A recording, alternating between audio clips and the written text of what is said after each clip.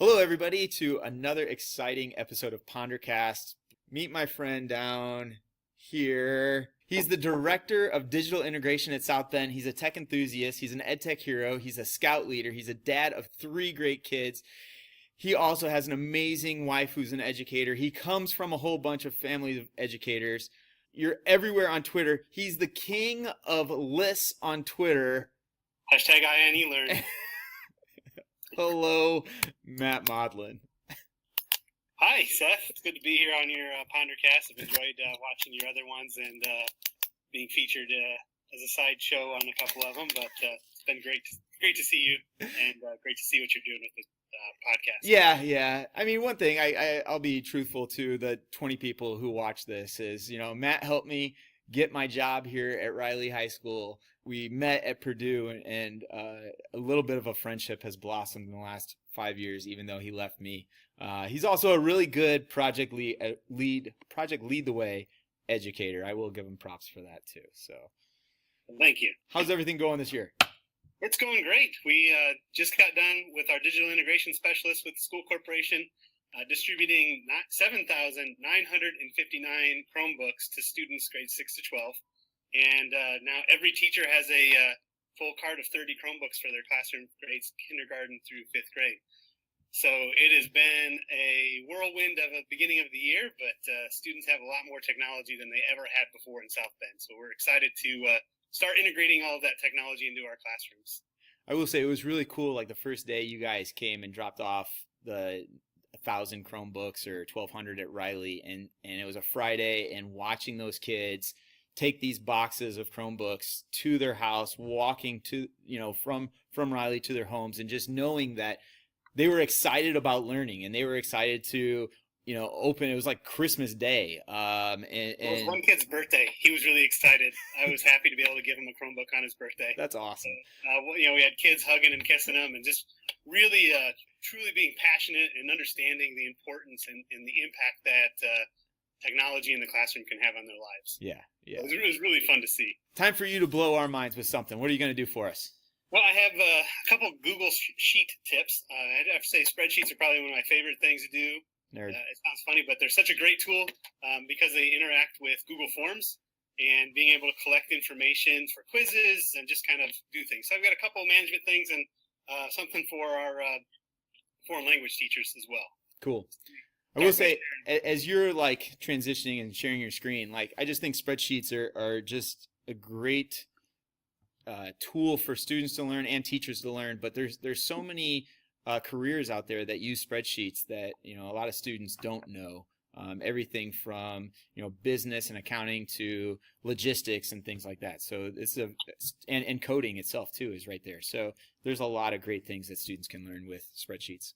Yeah, and it can be a good way to introduce some coding to them and kind of an easy to use format too. Right. So just kind of use functions and kind of get their feet wet with it. Right. So I've got a few things down here. I'll give you a preview here. We're going to do Vlookups, which are really great for pulling student information together from Google Forms. So if we had a Google form that was a student evaluation or a student rubric, and you have 2 or 3 of those over the course of a project, you can pull all of those into one spreadsheet and have it grade and give you an average for that student. The other thing is Google Translate embedded into Sheets. I think there's a really cool way that we can have students create their own English to another language translator cheat sheet there, and then pivot tables it. You should never count anything by hand with spreadsheets. So let me start off with this VLOOKUP. What I've got here is a list of student IDs in this order. You'll notice they're right now in numerical order.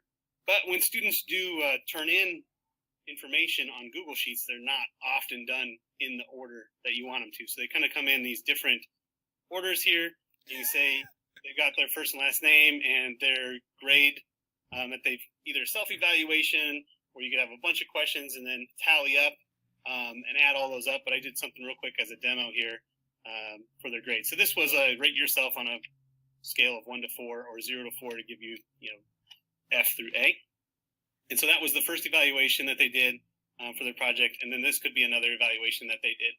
And so we want to pull all of that into one spreadsheet. And with like only 7 kids, it doesn't look like a lot, but when you have a class of 30 and you multiply that by 6 and you have all those things coming into one spot, it makes it really easy to pull these things in. So what we can do here is it's going to be simple. We type equals to start us off.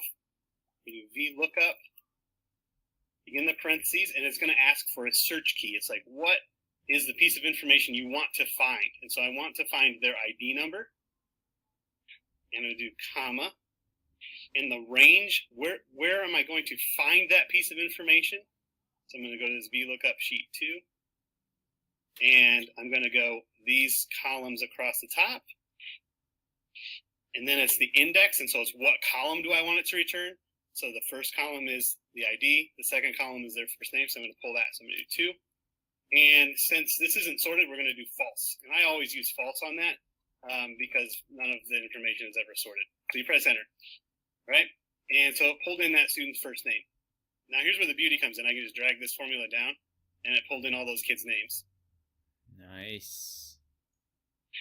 Do the same thing with the last name, but this is where we can do the VLOOKUP, and I'll do it fast. Now, this ID, this range, in this case, I'm going to pull in column 4,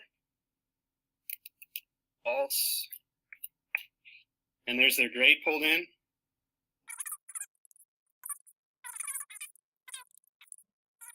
So that is the evaluation from 2 different Google forms pulled into one spot. Come over here and do your formulas average. And you can pull up and have it grade that and give you an average for those 2 forms so that you can pop those right into a gradebook. All right, so that's all for VLOOKUP. This is for our foreign language teachers. Translate here. You can see I can take real quickly. I've got English, Spanish, French, Latin, and German. So the way this works, and the way I see this working, is you could have a list of English words for a unit and have the student create their own English to Spanish translate Bible to be able to find information in. So this one's pretty easy too. Starting with equals, Google Translate. And it's going to ask for the original text. And so I'm just going to put my text here. And I'm going to take this from, quote, English, EN, to, quote, ES for Spanish.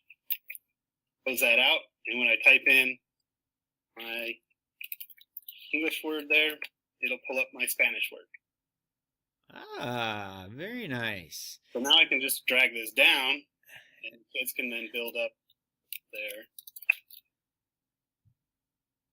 language book. Very nice. Very nice. So you can do that with Spanish, French, Latin, and I've got to just pull that down here. It's just EN, comma, FR is short for French. Okay. And here we have EN is for English, to Latin, LA is for Latin. Over here, German, EN to DE. And once again, I can just drag these down, and I now have an English to Spanish to French to Latin to German translate. All right. That is very nice. There's a bunch of shortcut codes up here at this link that I've put up here. Okay. We will make sure we share that link down below too. Awesome. Okay. So I think that'd be a great tool for our foreign language teachers. So the last tool that I have is pivot tables. And this can take any data and disaggregate it and count it by different ways. So in this data, I have some grades by different grade levels. And this is what we're going to end up with after I finish showing this tool. Here, I have my first grade. This is the number of A's in first grade, the number of B's in first grade, the number of C's in first grade, and so on with third graders or second graders down here as well. So you could pull this apart with a lot of different ways. You could do this by last name. So you could pull up all that last name and get all the counts of different grades for kids. So this one's a quick and easy tool and quick and easy way to count information. So I'm already thinking like this is perfect for like coordinators and directors and guidance and administration of, looking up grades and SAT scores and exactly. And yeah, and iStep and all that. Okay, beautiful. This is super easy. I go to data, pivot table. And over here, I want my rows. Let's say I want to be able to figure out by grade level how many A's and B's and C's I would have for a grade level or a course or whatever we wanted to do with that. So we can add columns here. I'm going to put by grade. And so it has the rows set up and the columns set up. And the last thing we have to do is tell it to count the grades. So real easy, real quick. Holy got all cow. counted. That's it. Holy cow. And then let's say you have a kid in here you didn't want to have, so you could do last name and you could take off Mr. Gilmore, and now he's not included in your results anymore.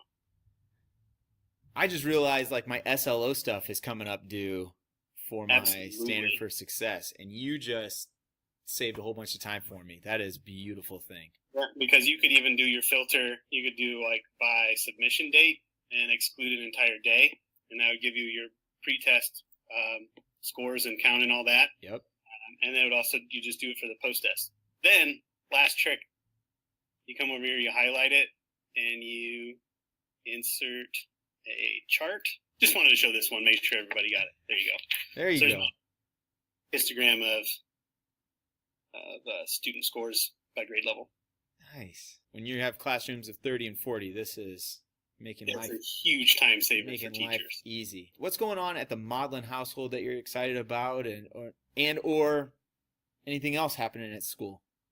Well, we just had my 2 daughters join Cub Scouts, so they'll be the very first girls to be into our Cub Scout pack. So I'm really proud and excited to see them be involved in Cub Scouts as a family. That's cool. That's great. All right, Matt, where can people find you? People can find me on Twitter at @MMattModlin. I'll post a whole bunch of links below of his stuff. And yeah, thanks for watching, and we'll see you in the next one. Thanks. See ya.